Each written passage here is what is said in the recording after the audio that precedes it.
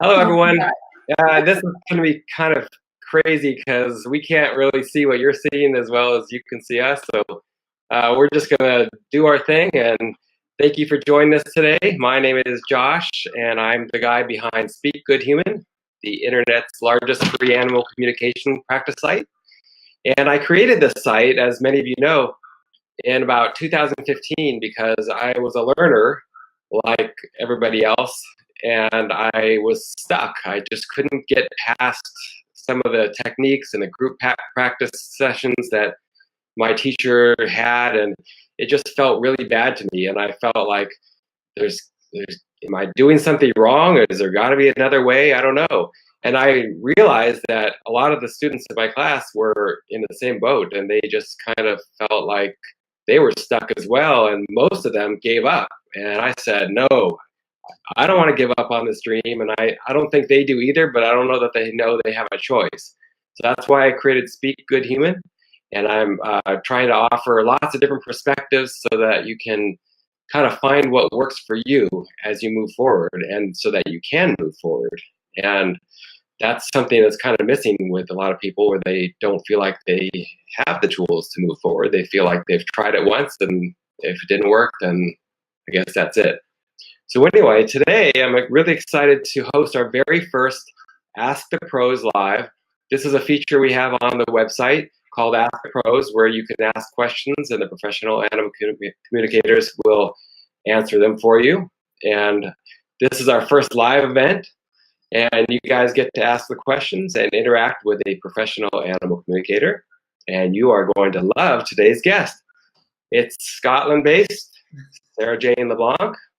She is one of the UK's leading animal communicators, and she travels the world teaching energy healing and transformative animal communication techniques, which she calls soul-to-soul connection. And she makes communication really accessible and simple and fun, which I know we all would like it to be. And as a child, in fact, she was really terrified of animals, which is hard to believe. But after a lifetime of kind of dealing with that, she kind of developed this new technique of hers to empower others to reconnect with their intuitive senses and build a stronger bond with their animals. And I know that's what we all want as well. So you can read about her technique and her story in her book, The Pet Whisperer, and you can find that on her website. And you can also learn about exactly how she does this technique through her distance learning course, which you can find on her website as well. And in fact, she is giving a first module free from this course, and you'll find that on our homepage. So here we go with Sarah Jane. Welcome, and thank you for joining us today. Well, thank you for having me. Yeah, Delighted to be here. Really delighted to be here. Well, it's so great to be able to have questions answered, because we're all just kind of swimming around wondering, what am I doing? Why isn't it working? Or what can I do better? Well, this thing happened. I have no idea why. And who do we ask if we're not in a current class with somebody? It's difficult to get the right answers. You kind of ask somebody else, and they'll say, well, this is what I did. Well, if it didn't work for that person, they'll probably think that they're broken or there's they failed. So that's why it's so important to be able to get answers and just keep moving forward. Find your way in your own way. And that's it exactly, Josh. It's finding your way in your way, because everybody learns differently. We all communicate with each other, with people differently. We've got communicators that are loud and gregarious and they're in your face, and then you've got other communicators that are equally as effective, but they're maybe more quiet. They think, they process, then they speak.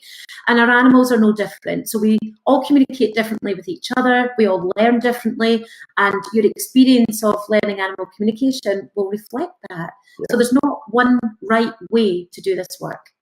Yeah, that's great, because as many people who are learning this, especially on this Facebook page or on Speak Good Human, they all have different styles. They certainly will not all need to learn it in one way or be able to learn it in one way or understand it that way. Yeah, I know my own style is different than somebody else's. And I finally just realized that after actually the first challenge, the practice challenge that I created, that's when it broke through for me. I just figured, I've done everything else. I followed everybody else's rules and procedures and tips and all that stuff. And it's not working the way I want it to. I'm just going to do my own thing. And I just said, I have nothing else to lose. And that's what happened. So. And I think what's beautiful about your story, Josh, is that you had that determination and that drive to find a way to do something. I think you said at the beginning in your introduction that so many people in your class gave up, but you didn't want to give up.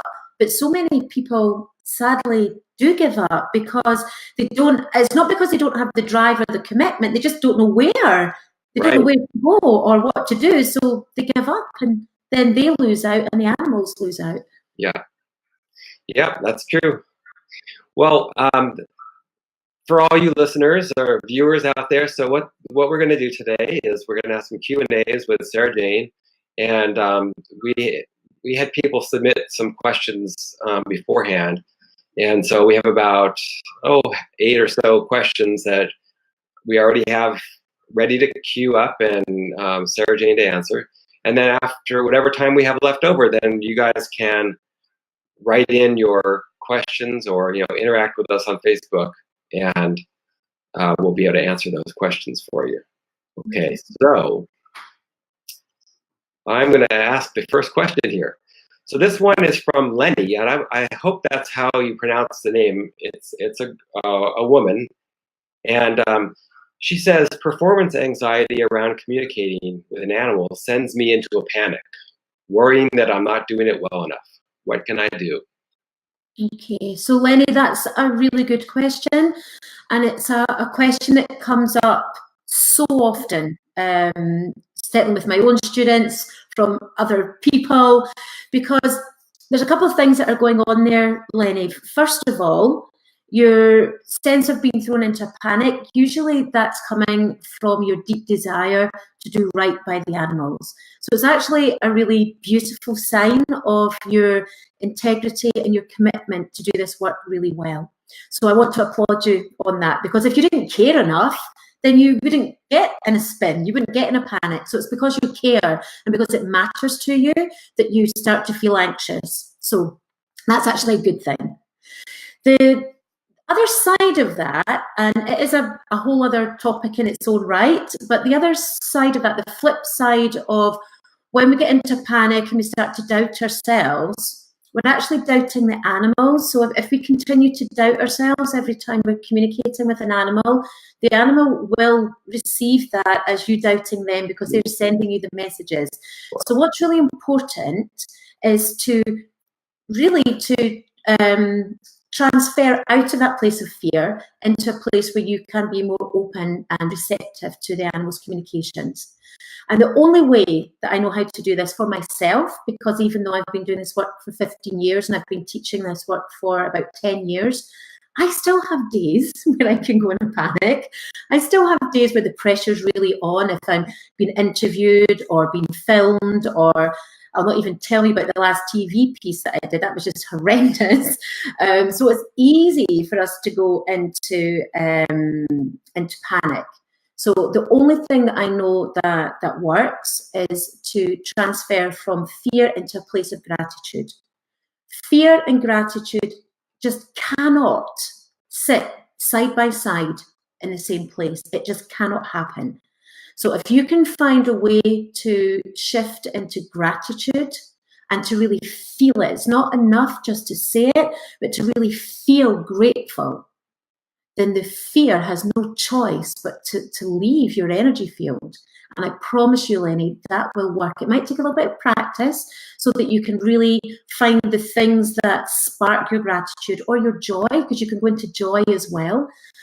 So on the Speak Good Human site, my Dear Student letter, it's got some ideas in there about shifting from fear into gratitude. And once you're in that place of gratitude, you then naturally are in a place of openness. And when you're feeling open, because fear constricts you, so when you're feeling grateful, you're more open. And when you're open, you're more receptive to the communications.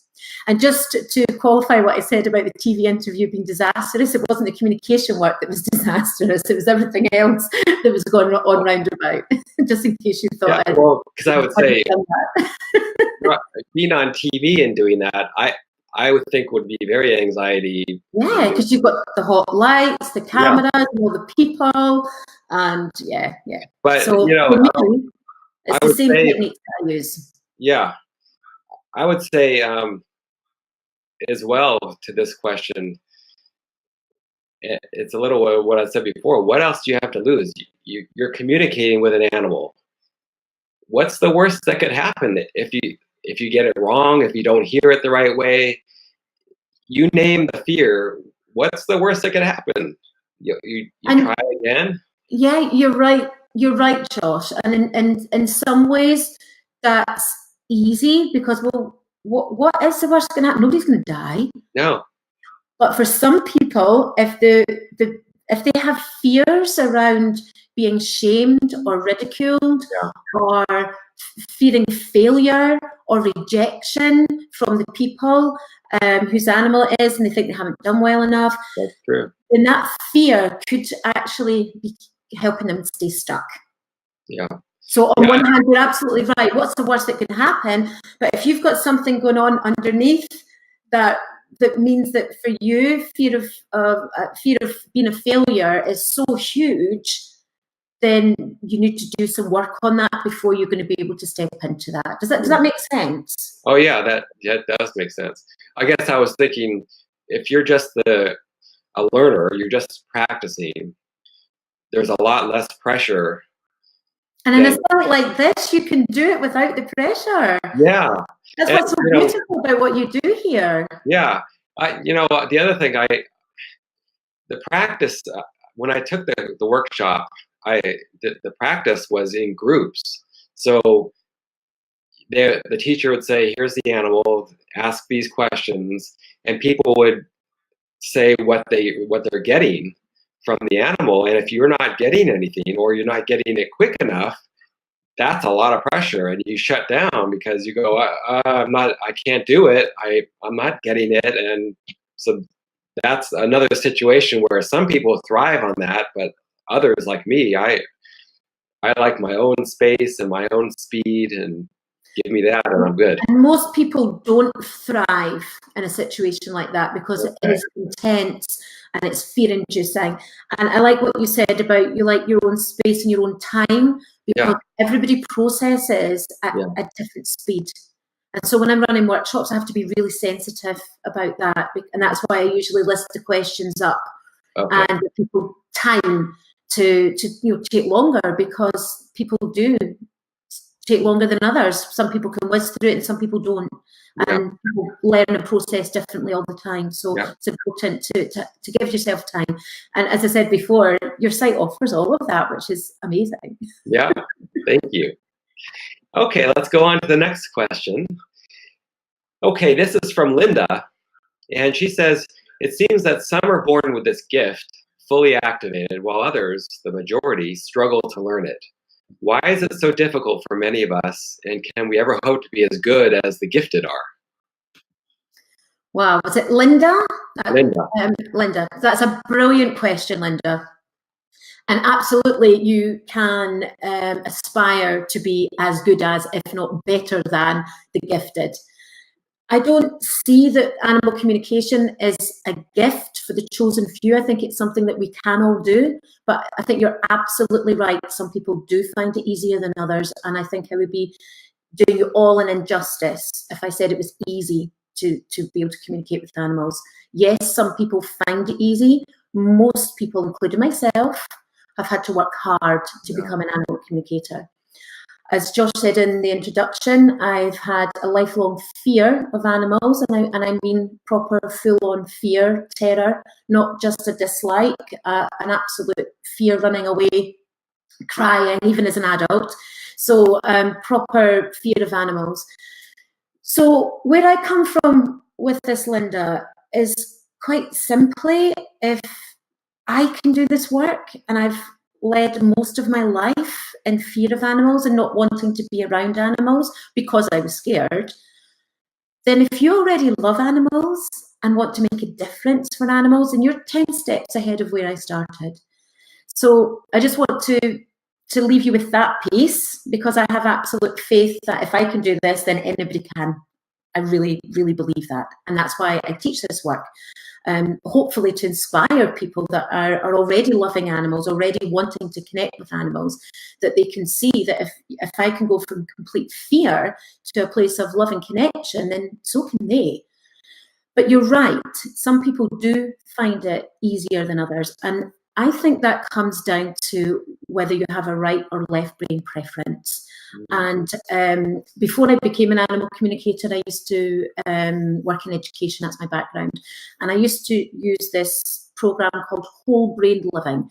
And what I discovered when I was using this with groups I worked with on my staff teams is that everybody's brain works differently. And depending on whether you're right brain dominant or left brain dominant will depend on what tasks you prefer to do. So if you've got a team that's balanced between right and left brain, then you've got a fully balanced team. So that was the reason that I was doing this work.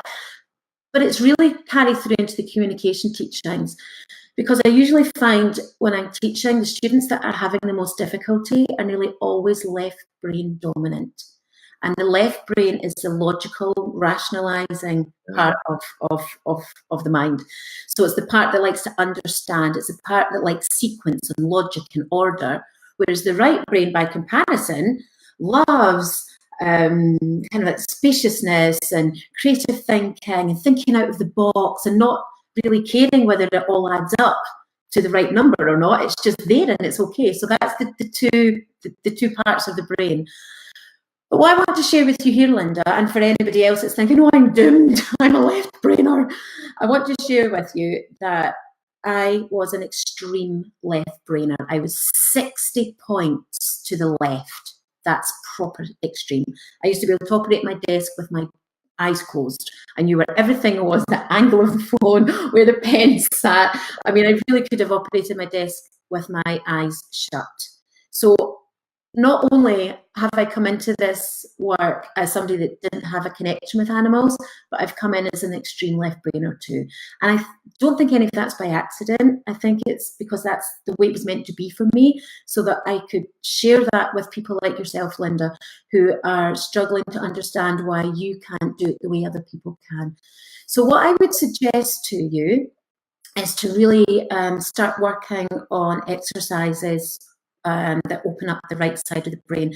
And as Josh said, the first module of my home study course, it's available on my website, but it's only going to be available till Monday. It's been there for about 10 years, and I've decided to revamp some stuff and revamp the course and do some big changes.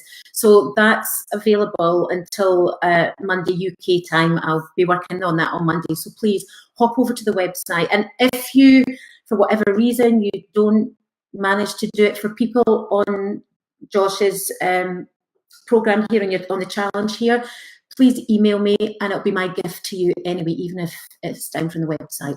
But there's lots of activities in there that really open up the right side of the brain.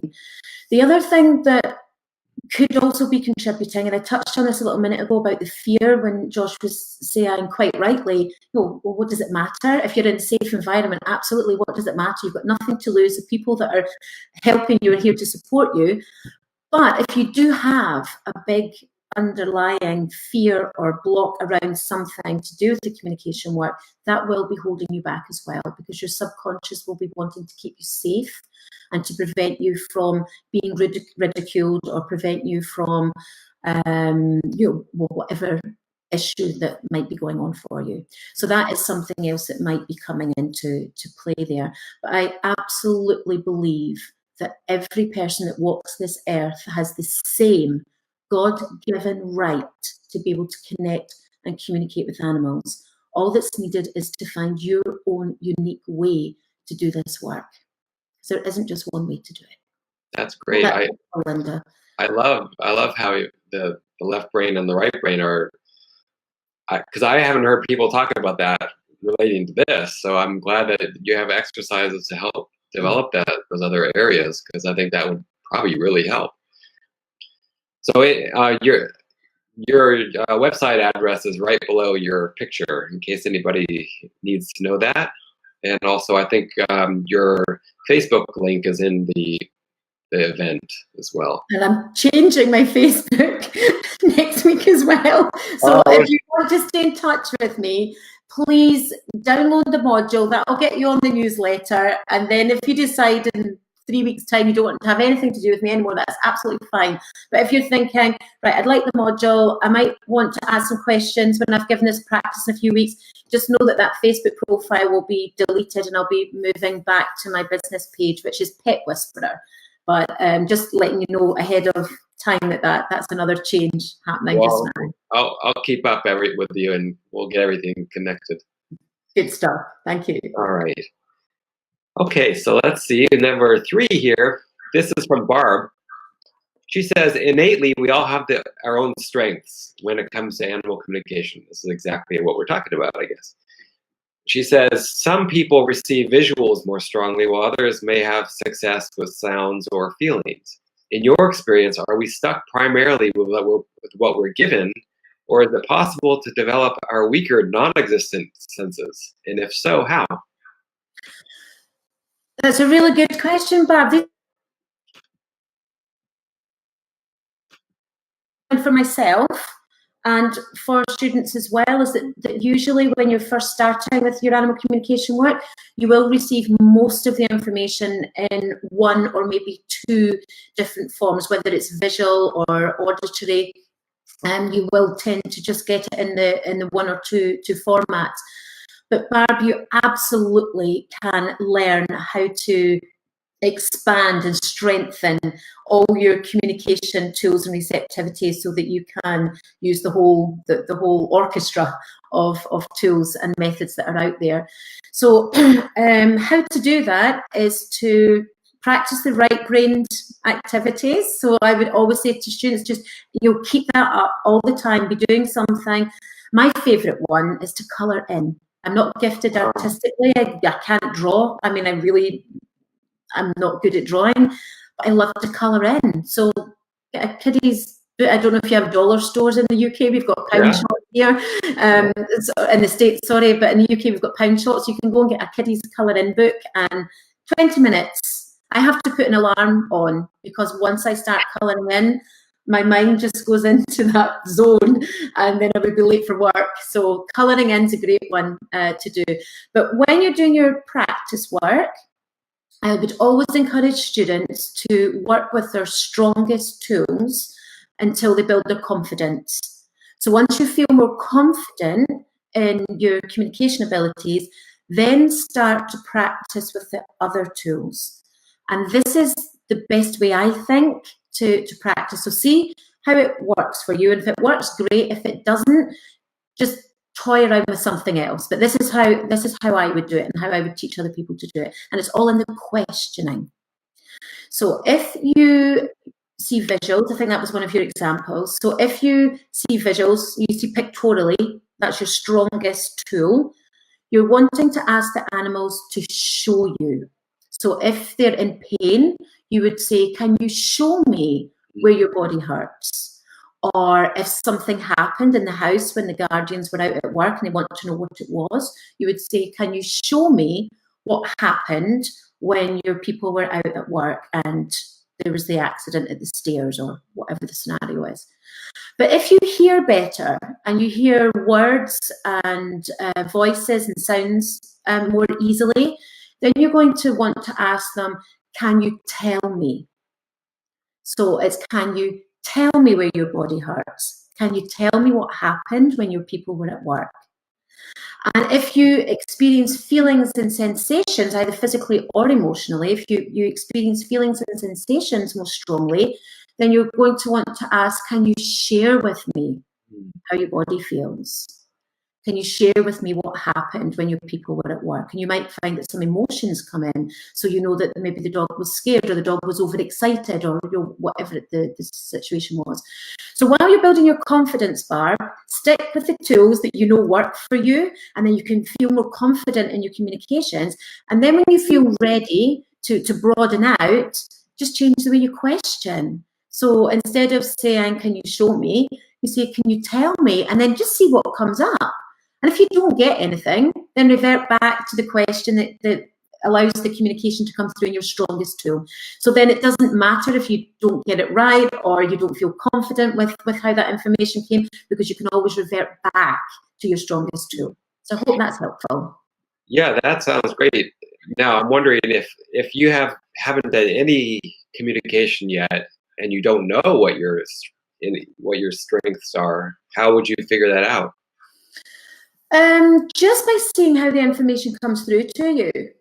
One of the exercises that I do when I'm teaching, and you could do this for yourself if you wanted, but one of the exercises that I do when I'm teaching is I ask everybody to close their eyes and to imagine that they're going into their kitchen and they're opening up the drawer, they're taking out a knife and they're slicing open a lemon or some kind of fruit or vegetable that has a strong smell. Or another one that I do is that I ask them to imagine they're going onto the beach and they take their shoes off, they're walking through the sand, they feel the sun, they hear the seagulls, they hear the children playing, they walk into the water, they feel the water around their feet. And then when you've finished the exercise, think back and see what you experienced most vividly in that little exercise. Did you feel the water more strongly than hearing the seagulls? Or did you see the children playing on the beach more easily than you felt the sand under your feet? And then that will give you an idea of what your strongest tool is. That sounds great. Yeah, I think that would be a great exercise for anyone starting out, just to, because then you can already see, oh, I can do this, and I already feel, I'm intuitive in this way, and you already start building confidence before you even get to the communication part. Absolutely, because if you can do that just in that exercise, then there's nothing to stop you doing the communication, because it's the same thing. Yes, that's great. Yeah. Good one. Okay. This next one is from some guy named Josh. Oh, is it from you? Okay. Yeah, it's from me. Because I've been wondering about this. What's the secret to hearing or talking with animals in person in the moment versus in quiet meditation? Because for me, so far, I mostly can't just talk to an animal in passing, like on the street, or just like we'll talk. I have to be sort of quiet, focused, and then I can connect. But I would love, it would be way easier for me to just be able to talk like we're talking. But I don't know how to do that. Right, got it. So can I let you into a little secret? Yes. I don't do that either. I don't want to hear them all talk to me. Oh, really? Okay. That doesn't happen to me. I also don't want it to either. Otherwise, I think I would go a bit doolally.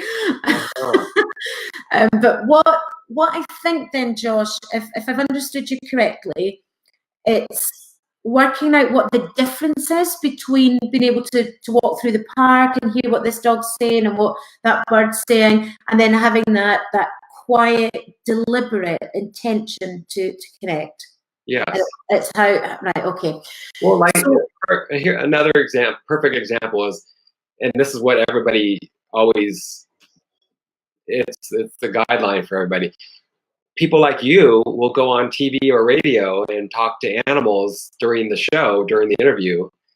That's the kind of in-person, in-the-moment type of thing I'm talking about. Like, how do you do that? I would never be able to do that at this point. Stop. Change that thought. Okay. You said I will never be able to do that. Yeah, I'm sure it's possible. Yeah, it absolutely is possible. So you can't do that at the moment. Okay. But you will be able to do that at some point in time. So for me, the process is exactly the same, Josh. Whether I'm doing a live animal at a workshop, at my practice, or on radio, or whether I'm sitting with a photograph, which is my preferred way to work. So regardless if I'm sitting with a photograph or with an animal in person, my process is exactly the same. And I ground myself, I use my soul-to-soul connection technique, and I open up my heart, and I ask all my helpers to come in. And for anybody that's wondering what or who the helpers are, if you look at my Dear Student letter, it's just whoever or whatever resonates for you, that will bring you the support that you need in this work. So for me, the process is the same. I talk a lot about, with my students, I talk a lot about turning the dial, and I wonder if this might be helpful. So I see that we have a dial, and I do energy work as well. So I set my dial for energy work, and I set my dial for my communication work. So when I'm not at work, my dial's low. I want to just be a normal human being that goes around my business and isn't invaded with thoughts and feelings. I'm very sensitive emotionally to other people's stuff. So I don't want that. That's fine in work. That's what I love to do at work, but not when I'm going to the supermarket, not when I'm playing with the children or out with my dogs. So my dial's set low, and then I turn it up for work. Is that an intention you're making, or you actually can do it? It's an intention. Some people see it like a dial. Okay. Some people, might visualize it. You could draw it out if that works better for you. Yeah. For me, I just set the intention, and it was something that my shamanic practitioner taught me how to do, and I trained in shamanic practice a while back, and she talked a lot about turning up and turning down the dial, and that's how that's just how I practice or how I live. So my dial is very low when I'm outside of work, but when I'm in work, it's whacked right up. Okay. And be careful how you set it. I don't know if I've got time to tell you a quick story. I was running an animal communication workshop, and I was quite tired. There'd been some stuff at work. I was really busy, and I was looking forward to the workshop, because I always do, but I was aware that I was quite tired. And so I remember lying on my bed on the morning of the workshop and just, do my grounding, opening myself up, and I said to my guides, please just get me through this workshop. Just let me be open, receptive enough, the dial turned up, just let me get through the workshop, and then come 5 o'clock, then you can just let it all crash down if you want to. I just want to be kept in that zone for the workshop. So I went to the workshop, amazing workshop, came home, and about 5 to 5, I lay on my bed, and then it was like, wham! And my husband and I were supposed to be going out for dinner, and he said, are you ready? And I'm like, no, I just need 10 minutes.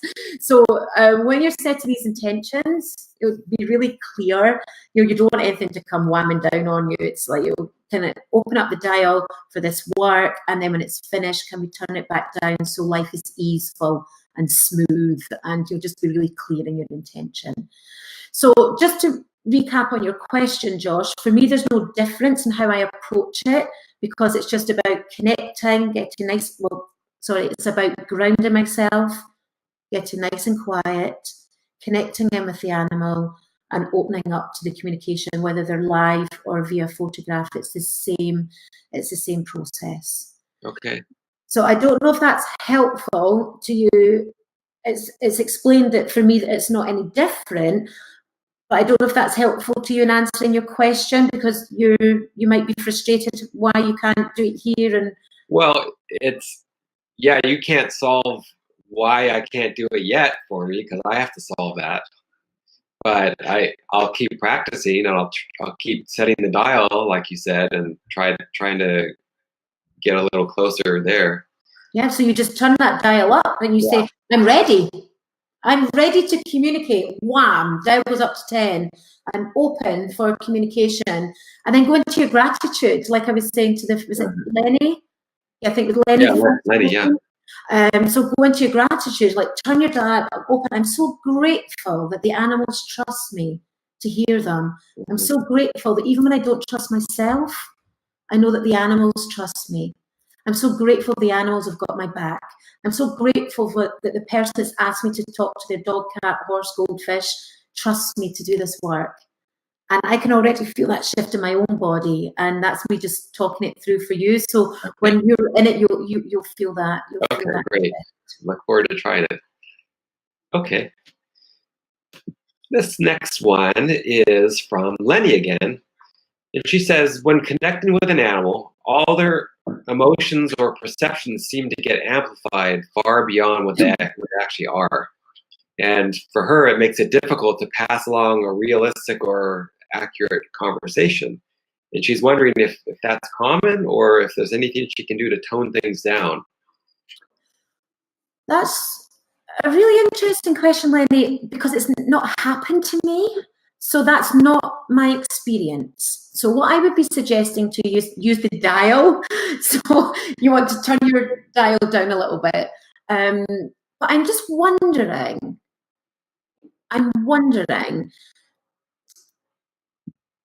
two things I think might be helpful for you.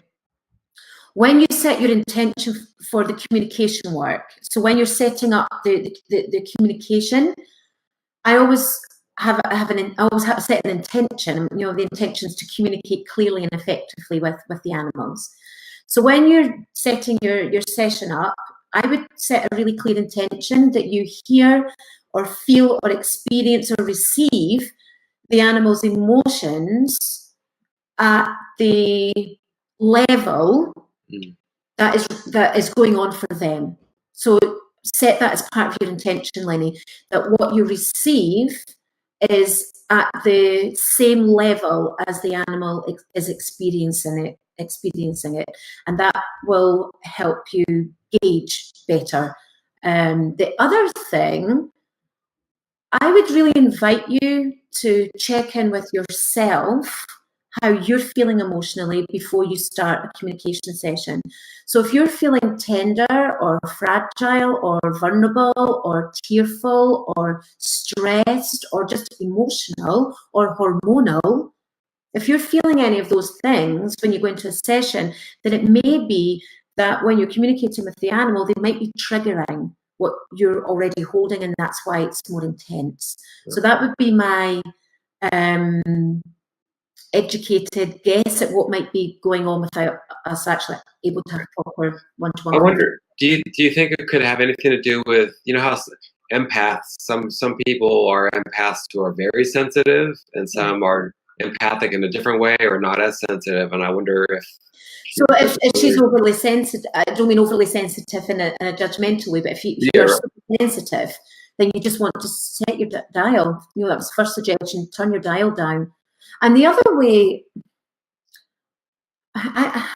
other teachers might be different or have a different response to this, and that's okay. But if it were me, if that was my experience, and I feel emotions really strongly, that's my strongest tool, always has been. So I get it like wham.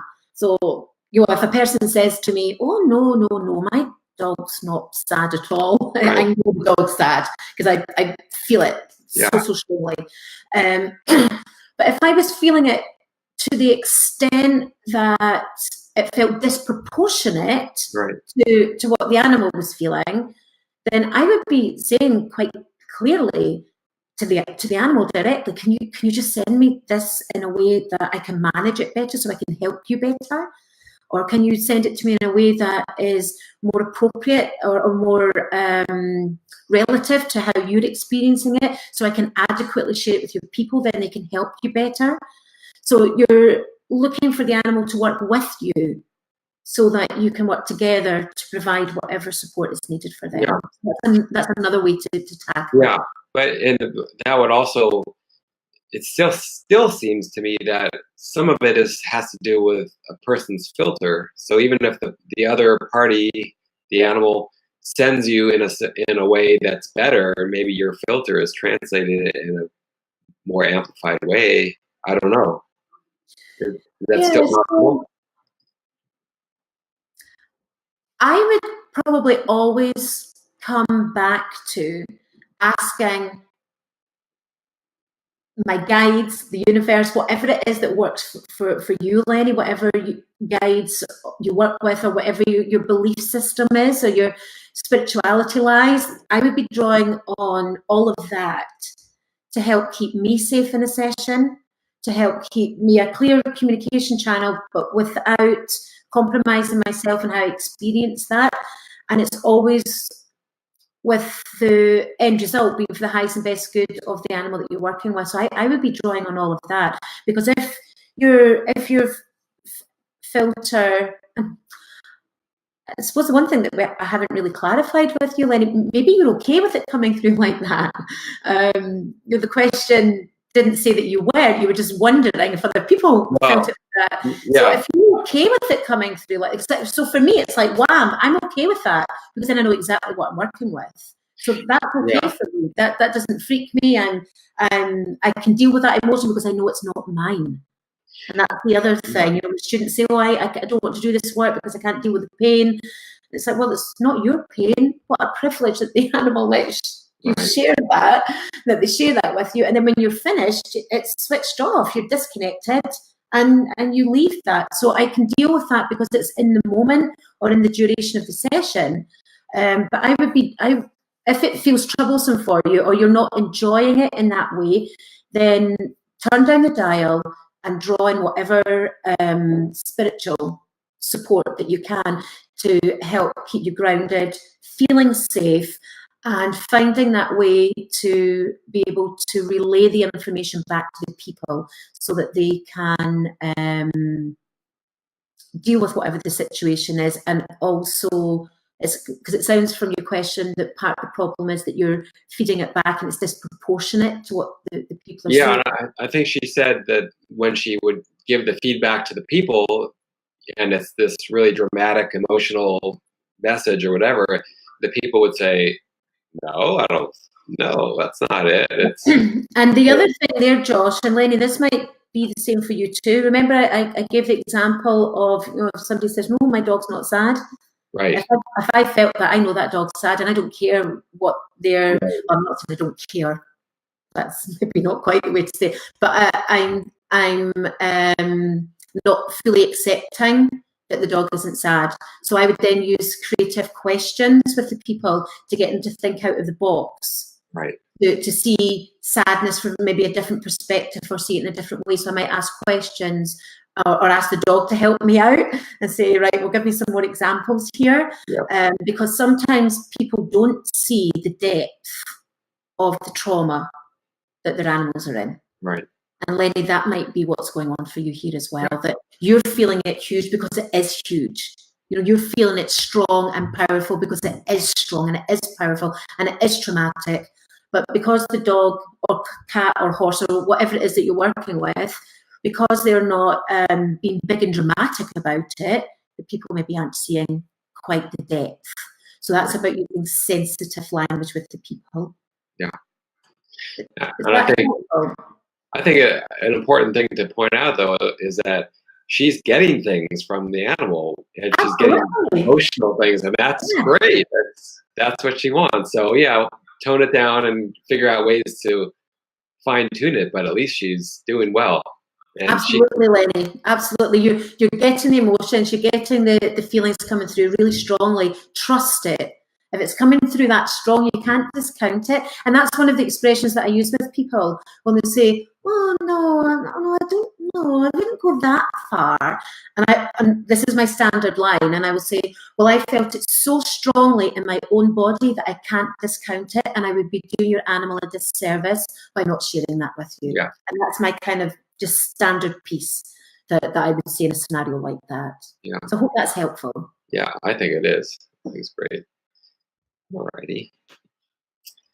Well, our next question. Oh, it's this guy Josh again. I promise it's my last question from me. There's a couple more after this.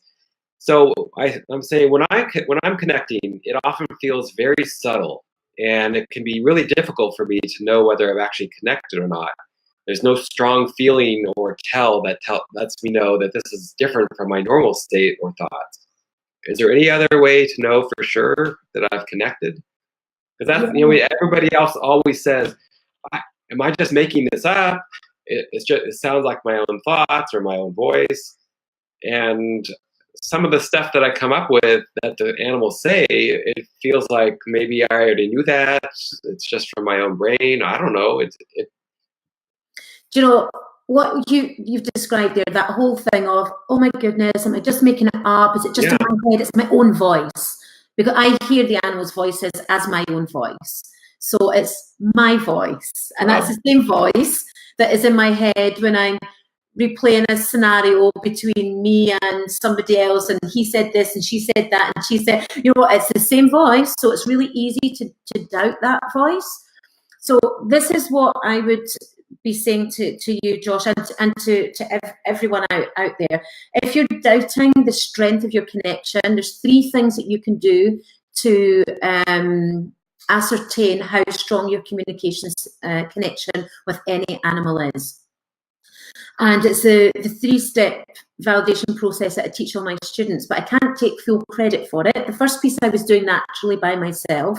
The other 2 pieces, Carol Gurney, I think, who's also featured on your site, amazing woman. I have so much respect for her. She's incredible. And she brought in the other 2 pieces. So the first piece is when you're sitting with an animal live in person or with photograph. What's always happened for me is that when I just sit for a few minutes with the photograph just to connect in, or with the animal live to connect in, I just start to get a feel for their character. That just happens for me naturally. Yeah. And I know that this is how I teach people, and it happens for them too. So just sit and just get a sense of how the animal feels. Are they fierce and loyal? Are they temperamental? Are they shy? Are they anxious? Just kind of get that to capture the character or the personality. And then the next piece is to ask if there's anything that they're happy to share with you that they like. And then the third piece is for them to share things with you that they don't like. So when you're feeding back that information to the guardian, they can validate that for you. Oh, you're so right. Yeah, he is really shy, and yeah, he is temperamental, or yeah, she is a bit of a diva.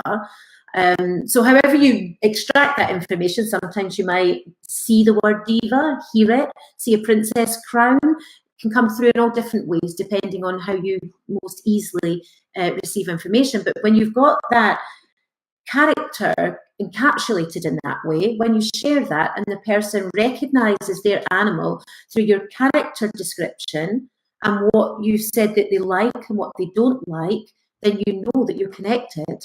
And so all the other questions thereafter that the guardian probably can't validate, because she's asking you the questions because they want to know the answers to them. Right. So if you've got, say, 65% of the character likes and dislikes correct, then it's natural to assume that you have 65% of everything else correct as well. Okay.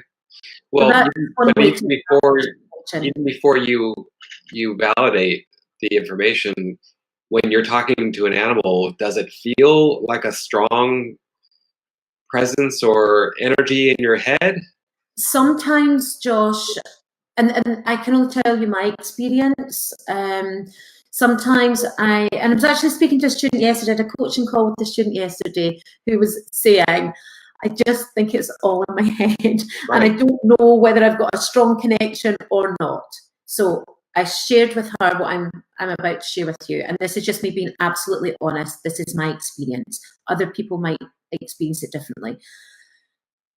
I sometimes have moments where I'm, connected, and it's like bam, bam, bam, and I'm writing 100 miles an hour, and everything's coming in really quick, and it's flowing, and it's super fast. There's other times where it can be a bit slower, and sometimes it can be like drawing blood from a stone. And I realize that that's often because our animals are different characters. Yeah. So you've got people like me, you can be with them for 10 minutes and you feel like you've known them forever because they've said so much. But then you get other people that you can see them every day in the cafeteria at lunch and know nothing about them.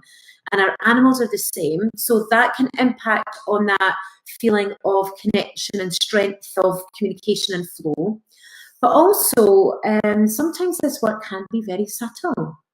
And the times where I've thought, I've had 2 cases that come to mind where I was prepared to do a refund before I'd done the feedback, because I just thought, I'm not sure that I was connected because it was so subtle. I had the information, but I just had that sense of not sure that I'm really in there. I don't feel like I'm on fire as I do the communication.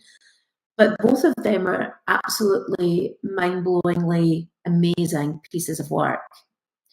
And equally, I've had times where I've thought, wow, that was a real strong connection. And it was a bit more off than I had thought it would have been. Really? Yeah. So, and I'm just sharing that with you because I think it's important that you know that even when you've been doing this work for a long time, that for us as professionals, or for me, because I can really only speak for me as a professional animal communicator, I still have days where I think, I don't know if I can be 100% confident. I'm always confident that I've done the work because I have enough experience to trust that I've done it. But I still can have moments where I think, how connected was it? How deep was that connection? And that's where the validating pieces are really, really important. Because if you've asked the person, does this adequately describe your horse, dog, cat? And they say no, then you just stop there and you would go and redo the session. I mean, touch wood, that's never happened to me. But that, you put it down to having an off day, Josh. We all have off days. Do you know that? Right.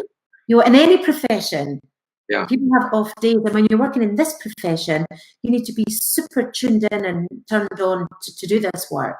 So be gentle with yourself. If you go through that validation process and you don't get much of it right, just put it down to an off day. It might not be the best time of day. If you're female, where you are in your monthly cycle may impact. It does for me. So where you are in your monthly cycle may impact on your communication work. What time of day you practice. Some people are night owls. Some people are early birds. So what are your strengths and your advantages, and do all of that. But in direct response to your question, which was about sometimes it feels really subtle, sometimes it can, and that's just part of it. And I know that's maybe not helpful. And no, you're struggling with it's good to hear. Gosh. Yeah, I know we're running out of time, so I want to get to these last two questions and then see if anybody else has any. But maybe in the future, because I would love to know what. Sometimes when I connect and I don't get it on, I get like something else. What happens there? What is it? Is it not that animal that you connected to, or is it what conversation did you just have if it wasn't correct? Okay. That's a really good question, and I really don't know what the absolute answer is. But because I believe in reincarnation, and I only believe in that because of my animal communication work, because the animals have taught me that. And one of my students was really puzzled about a communication session that she had with a client's cat. It's one of her case studies, and she's just new, so she was just learning. And the woman had said there wasn't very much that was accurate in the communication, but it sounded like her previous cat. Oh, yeah. So when I investigated the previous cat, turns out the previous cat's come back. So there's elements of the cat from its former lifetime that she picked up on, which I thought was quite amazing. So surely then, if we're not fully connected with that animal, we might be connected with that animal, something that happened in a different lifetime. It could be that you're just connected in with another animal. If you imagine that you were at a restaurant with some friends, you can overhear what's happening at the table next to you. So when we do our communication work, it might be that another animal's popped in and said, hey, I want to be heard. Yeah, interesting. Like butting into the conversation. And with practice, you'll get skilled at protecting that space and keeping all the other animals out. But when you're just learning, I think it's completely possible that someone, whoa, there's a door there, there's a door open. Look, there's that guy, Josh. He's ready to talk. I'm right in there. Interesting. Yeah, that's great. Okay, let's try to get through these two questions here so we can answer them. This one's for Rachel, or Ray, as she likes to be called. What do you think of recording communication sessions using audio rather than through writing? Wow, Ray, I've never considered that. So that's my first response. I've never considered doing it, recording it audio, but probably because for me, I like the process of writing, and I think that there's something quite powerful when we have our thoughts and we write them out in the written word. So that's what works for me, and that's how I would do it. But just thinking about the process, and the only thing I kind of liken it to is being filmed. And even if I'm being filmed, because I do all my work silently, so that's probably why I've never thought about audio recordings. But even being filmed, I do all my communication work silently. Okay. And then for the purposes of the camera and the viewer, I would then relay what the question was. So I would still do the work silently. And then I would say, I've just asked Roscoe how he feels about blah, blah, blah. And he said blah, blah, blah. Yeah. So for me, it's not something that I've used. But you know what I'd love is for you, give it a go and let us know how it went for you. Yeah. I'm really genuinely interested to hear how that goes, because if it works best for you, then do it. Right. That's what I would say is, if it's your style, then why not? If it works. I know a lot of people do automatic writing and channeling that way, and it works great for them that way. And for me, when I'm at the computer with a animal communication and I start typing, that's when things start to flow. Right. Already. Yeah. I don't know that it would work for me if I was just to sit there and record what I say and what I hear. That's probably not my style, but I'm sure other people can do it. And for me, typing, even though I can type, and I can type very fast, that wouldn't work for me either. I would sit and I would need to write it. So is it Ray that asked that question? That was Ray, yes. Ray. So Ray, give it a go and let us know how you got on. I'm really intrigued and interested as to how you would go with that. Great. All righty. Last question that was submitted last week was from Jess. Would you use a different connection method or technique to overhear an animal's thoughts versus purposely talking with them? It's kind of similar to your question, Josh, when you were asking, was there a different technique for in-person versus meditation? For me, and I'm sorry, I missed the question, the person's name? Yeah, I think it's Jess. Jess. So Jess, for me, my process is always the same, regardless of how, where, or who or what I'm connecting with. I know it's just words, but I think you said about overhearing the animal's thoughts. Yeah, so let's say I think what she's meaning, like if she's just, let's say she's watching a group of dogs play and she can just overhear what they're talking about with each other versus actually connecting with a specific dog. Right, okay, right, I understand that. So I'll go back to our example of being in the restaurant, to your last question. Right. So in the restaurant, there's that table of dogs talking and she's listening into what's happening. So you could say that that's a bit rude. And it's better that she be invited to be part of the conversation. So that's probably, the way that I would approach it would be to open myself up to the communication, and therefore you're engaging in meaningful conversation. And then through that meaningful conversation, which is then invited and welcomed and accepted, you can then, the animals can then share their thoughts with you. So that's the way I would approach that. Okay. Great.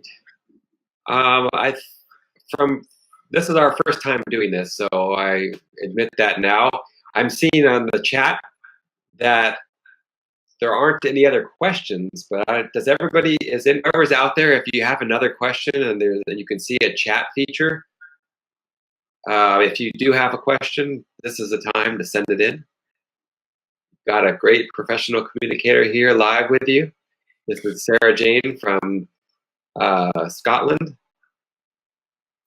And Josh, can I just check, when you were talking about the chat, is that the chat box in our room? I would imagine that their comments would come up in the Facebook group. Yeah, that's what I think too, but I see our private chat area, and I also see an area that just says chat, and I see that Ray has put a few comments in there. Right, okay. So that's why I thought she found it somehow. I don't have that on my screen, so I wasn't seeing that.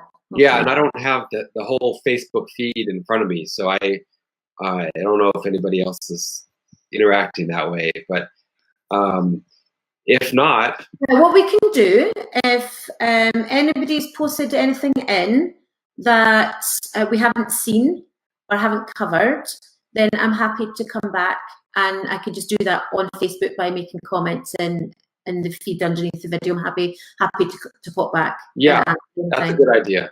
Good idea. And everybody who's submitted questions, and thank you for that. If I haven't clarified anything enough, or if it's not been clear enough, pop that underneath the live video replay, and I'll come back to that. I'm more than happy to do that. Yeah, and this video will be, the recording will be there forever, so you could always come back and watch it again. And remember that Monday is your deadline for getting your free first module of Sarah Jane's distant course on animal communication. So it sounds like there's a lot of good things in there that kind of, some of the things we talked about today, that would really get people started in the right direction. It gives you the whole connection process. Okay, great. It gives you how my grounding techniques in there, my soul-to-soul connection techniques in there, the right brain, left brain stuff's in there, all the right brain activities. Yeah, there's a lot in that first module. Okay. So yeah, definitely grab that if you think that's going to be helpful to you. And I think I'll be signing up on your newsletter then. Pardon? I think I'll sign up for your newsletter and get that. Great stuff. Yeah, and again, Sarah Jane's URL is down below, so if you want to head over there and check out her book or her distant course. And also, again, this is the Ask the Pros Live. The Ask the Pros main feature is on the website Speak Good Human. That's talktoanimals.weebly.com. And we answer questions over there as well. So if you have other questions that you come up with during the year or during your practice, head over there and ask it, and animal communicators will find them and answer them for you.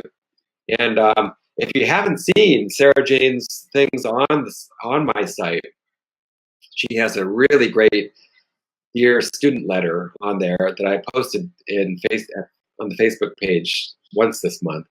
But it's about getting through your fears into a flowing place so that you can actually start hearing.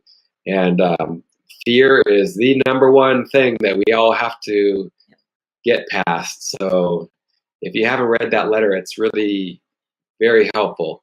And also, she has a practice den for her students on the site, and that's a great place for if you're a student. Everyone's welcome there. Yeah, everybody's welcome to everybody, not just my students. It's helpful to my students, but it's open to everyone. Yeah. If you want to give something a go, and know that I will not judge whatever you've written, even if it doesn't match. Yeah. If you want, in fact, in all seriousness, if you want my feedback on your communication, work with the Border Collie dog. Select that one, and you'll get mine. Some of the other pictures belong to students of mine that other students are working with. So if you want my specific support, and I'm happy to do that, then you can select the Border Collie, and it'll be me that's critiquing that, that work. I see there is one other question on here. It's from Joel. I'm not sure I understand it completely, but it says, Sarah Jane, how did you decide what type of session you wanted to do as a professional animal communicator?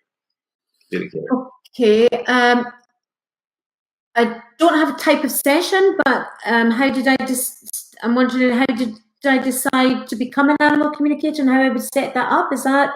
I'm not sure. Joel, if you're there and you can give a little clarity on that, what exactly did you mean by session? What type of session you wanted to do? Or did you mean specialty? I don't know. So I'll talk about, whilst Joel's typing in, if I give a little bit of background, you know that my background is that I've always been terrified of animals. I had an experience one night where I was going off to sleep and a dog started to talk to me, and that was where it all snowballed from. I didn't think that I would be any good at this. I didn't even know that animal communication existed. I didn't know what this was. I had a sensible job. Remember, I was a left brainer, so I had a sensible, proper job with a decent pension and all that kind of stuff. And once I discovered what it was that had happened to me, I just knew. It's kind of like what you said at the beginning, Josh, that there were others giving up, and that's okay. But for you, that wasn't the right way for you. Right. And so for me, I knew that I had to pursue this. It was like everything in my body said this was what I was meant to do. And so I resigned from my job, to my family's horror. I was main breadwinner. It was a big deal.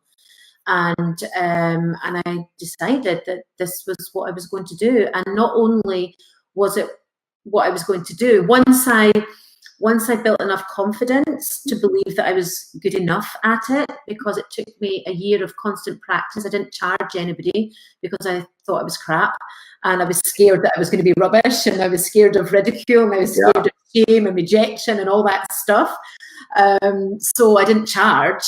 And then when I got to a place of thinking, actually, I'm making a difference here, that was when I decided not only was I going to commit to this as a career, as a job, as a fulfilling job, but I wanted to support students, because I didn't want anybody to feel the way that I had felt, which was alone. I felt so alone. I didn't have a mentor. I didn't know anybody that could do this work. Everything that I learned from the animals. And that's why I'm always very clear that other practitioners and other teachers might say something completely different from me, and that's okay. What I teach is based on my experience, and it's an invitation for you to accept. If you want to, give it a go. If it works for you, great. If it doesn't, great. You'll find something else that will work for you. I'm not precious about that. But that was how I came into it, Joel. It was very much, it looked like it was an accident. It looked like it was a freak experience, but it was clearly very much meant to be. And I think that even something you said earlier, Josh, about right brain, left brain, you hadn't heard people talk about that. Yeah. When I look back on my life, and especially my life in education, everything that I did with my education degree on has influenced and driven forward my communication work. The teaching, being able to break stuff down for students, understanding that different students learn in different ways, all of that has brought me to here. So none of it was an accident. And part of my background in education was working with individuals, groups, and whole communities that lacked confidence, lacked motivation, lacked drive, had real big challenges, even whole communities. I worked in areas of deprivation. I worked where there was drug use, abuse. So all of that has really set the field for my communication work. So when I'm working with animals that have experienced abuse, that work doesn't scare me, because I've already done that work with people. So it's like, okay, bring it on. So I think it was it Lenny or Linda that got the feelings really strongly. So that really served me, because I feel that really strongly. I'm familiar with those feelings in the human world, so I can contextualize it in the animal world, and all the skills that I use with people, I use with the animals. So everything I learned before having the freak accident has completely paved the way and set the foundation for this work. So Joel, it wasn't really a choice. It never ever felt to me like a conscious decision that I was going to be an animal communicator. He's wondering, did you go into it with a specialty in mind, or is it just like a generally going into animal communication? No, I was just so grateful that I could hear anything. I didn't even consider a speciality. Yeah. I just was so grateful that I could get something and write it down and be able to hand it over. So I didn't even consider a speciality. But if I was to if you're asking me now what that would be, I would probably say the emotional stuff. Like Linda, I think it was Linda that felt the emotions really strongly. That's my strongest tool. I mean, I use all the tools. Yeah. But I really get that. I just get that stuff, and it's what I do in my therapeutic work with people as well. So I just get it, and it's my stuff too. I'm the one that wore the hat that said, "I'm not good enough. I'm not really good at this. Who am I to think that I can talk to animals?" I know all those stories because I've lived them too. Yeah. And so in my communication work, that's my strength. So yeah, my speciality, I suppose, would be dealing with emotional trauma. Okay. Do you have time for one more question? Yeah, I found my way. My family are all sorted and bedded. Okay. This is Joel says thank you, and thank you for your question, Joel. You're This welcome. is from Rebecca. Do you do lost animal work? I know many communicators don't. Yeah.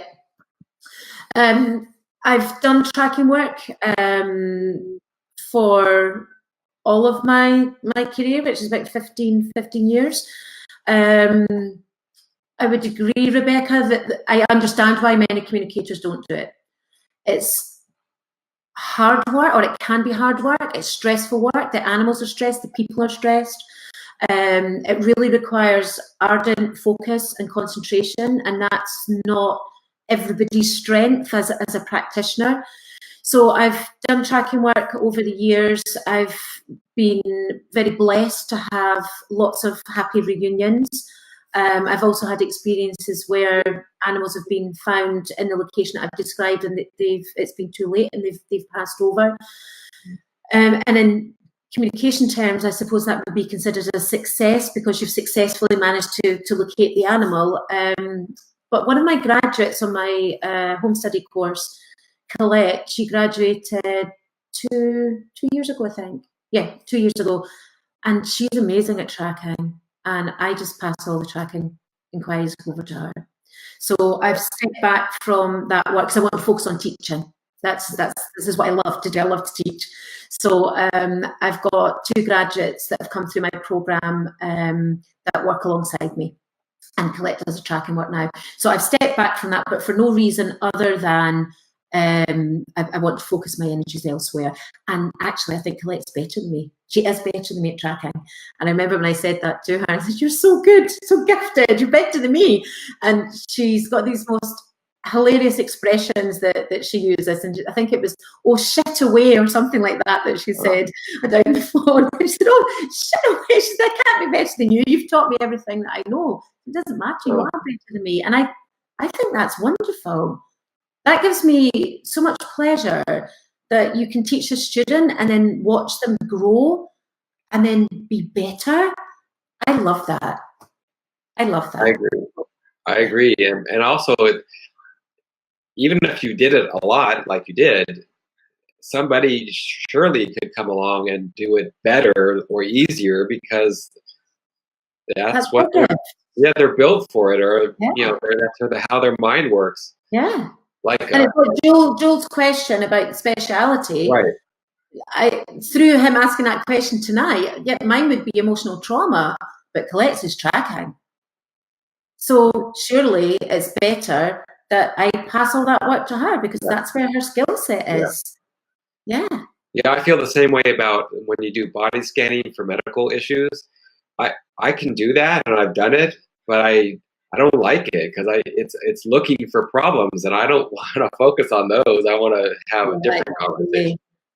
So that's not the way your brain's wired. Right. So, whereas somebody that loved detail and loved to fix things, they would love body scanning. So it's like, right, let me in there, let me see what needs to be seen. Yeah. Great. Recognizing our strengths. What we're good at, and it's not that we're, it's not that I'm not good at tracking work. I just recognise that it's Colette's, it's her strength. Right. Why would I work hard at something and somebody else can do it with more ease? Right. And I believe is better. And I have no shame in saying that she's better. No, I Yeah. actually have heard that quite a lot, where even world famous animal communicators simply don't do that anymore because it takes so much out of you. It takes so much time and effort and And it's dealing with people. yeah, right. People. When you've got the people phoning, emailing. I mean, I have a separate business line, but for most animal communicators, especially when they're first starting out, it's their home phone. And then people are phoning up crying at 2 o'clock in the morning. I can't cope. It's 3 weeks that they've been missing, and you feel their pain, but there's only so much you can do. Right. And so, yes, it's hard. It's hard work, communication-wise, and it can be hard work supporting the people as well. Yeah. So that's why a lot of people don't do it. Okay. And it doesn't often result in a happy ending. Right. Well, Sarah Jane, if you head over to the Facebook page at some point, you'll see the comments and you can respond to anybody there if anybody wants to have any more questions. But I sure loved having you for our first ever Ask the Pros Live. I really thank you so much for your time. It's so helpful for us as learners, and just to alleviate some of the fears and confusion. It's just so invaluable. So we really appreciate it. You're welcome. And I know that we're over time and people are, well, I think it's lunchtime where you are, so maybe you're all starving, needing to go to the bathroom or something. But I'd like to just finish by saying that, what you said about alleviating fears, we all feel fear. Yeah. All of us. We all feel fear, and it's normal and it's healthy. And I would far rather work with a student that had fear and anxiety and confidence issues around their communication work than work with a student that was like, oh, easy, no bother, because they're not coming from the right place. You're feeling fearful because of your sincerity and your integrity to this work. And that's there's nothing wrong with that. It's making the decision about whether you allow that fear to grip you and take over, or whether you choose to acknowledge the fear and work through it so you can do what you've been put on this earth to do. Yeah. Great. Okay. Well, thank you so much again. And everybody, this recording will be on the Facebook page forever. You'll be able to replay it anytime you want. Okay. And anyone who's still doing the practice challenge, good luck for the last week. And okay, have a good day or night, everyone. Bye. Bye.